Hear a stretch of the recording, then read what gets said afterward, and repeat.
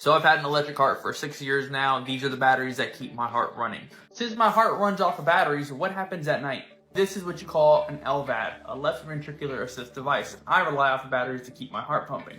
There's a motor plugged into my heart, and it pushes blood throughout the body and runs off electricity. We run off of these rechargeable batteries. They're good for 18 hours, and I'm okay. And at night, we have to recharge them. Right here is my wall charger, and at night, I plug into this. This is an 18-foot cord, so I have to get up from the restroom. I can do so and walk around a little bit. But I'll show you how it looks with me plugged in. And this is how it looks plugged in. Here's my controller, and here's the wall charger. Now, what happens if the power goes out since I'm plugged into the wall? For you guys, I'm gonna replicate it, and it'll be quick. So again, for safety purposes, there is a backup battery in here, 17 minutes. I'm only gonna be doing this for like 3 seconds. This will replicate a power outage, me not plugged into this. So get ready. So boom. 1, that is the noise I would get, and it would be constant, and you would hear that if the power went out. If this does not have power going to it, it will go nuts. But what medical condition makes Michael need an electric heart? I ultimately have heart failure, and I have this motor that's plugged into the bottom of my heart. Everybody has had a cough, but there's one cough that is more dangerous than others. Having a weak heart can cause fluid to back up in the lungs. That, in turn, makes it hard to breathe, exercise, move around, maybe even lie down. So when you lie down, ultimately you start coughing. You feel like you're drowning. That's also called lung congestion. So ultimately you really start coughing and wheezing all the time. It's absolutely terrible. So in order to keep my heart pumping, I have to rely off of all of these medications. The most important medication right here is warfarin. That is basically a blood thinner. Blood goes through this machine, it's a little motor, and it basically gets pushed back into the heart. So this was the heart, it goes right back into the heart.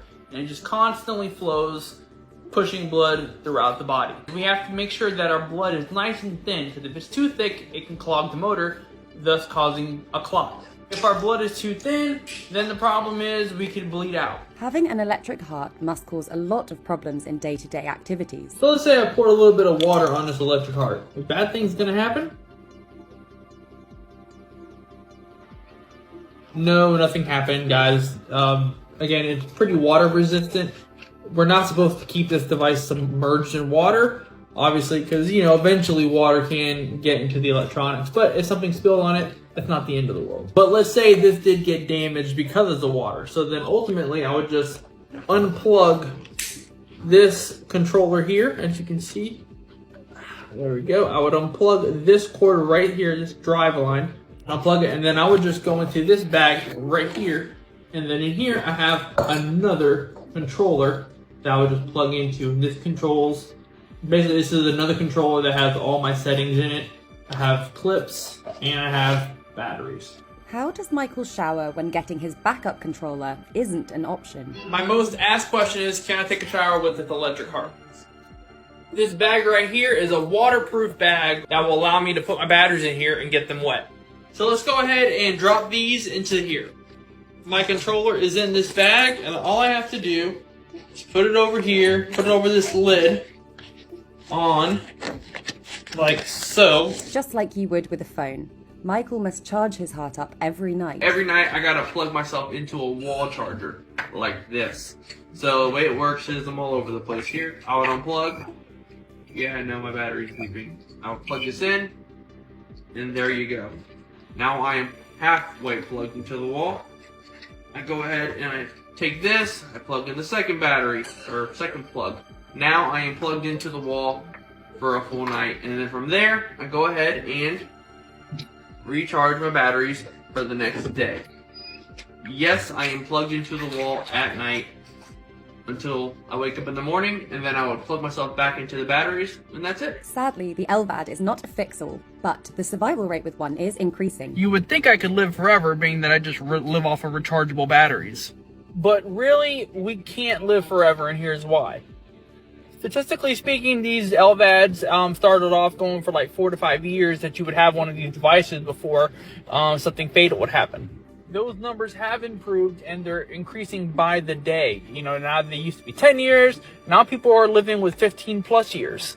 So there's no telling how long I will live with this. It all just depends on you, the person. Being that our body relies off of other organs as well, that may not be in our favor as well. In September, it'll be 5 years with my electronic heart, and I'm going pretty strong, no issues at all, have not been in the hospital once, thank God. Michael's electric heart is baffling to see and terrifying to hear about, but he seems to have adjusted to his cardiac circumstances remarkably well. Needing to charge up your own heart like you are a phone overnight must have come as quite a shock, but Michael's laid-back attitude shows us that we can adjust to anything given enough time.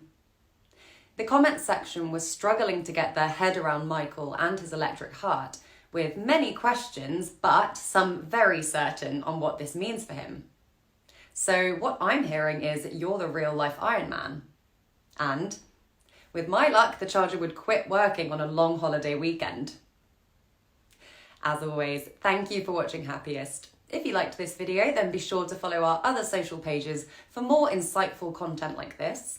And of course, if you have any of your own videos that you would like to share with us, be sure to send them in.